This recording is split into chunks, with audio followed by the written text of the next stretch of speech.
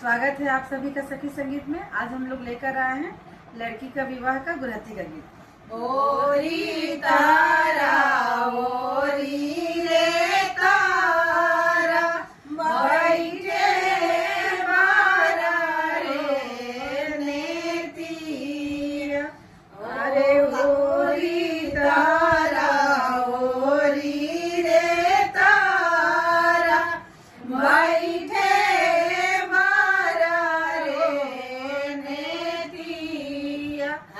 काड़ा ना कवना हो पापा आवानी हो पुतरिया।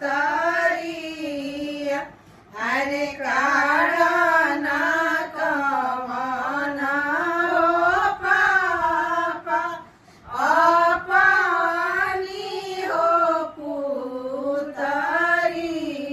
अरे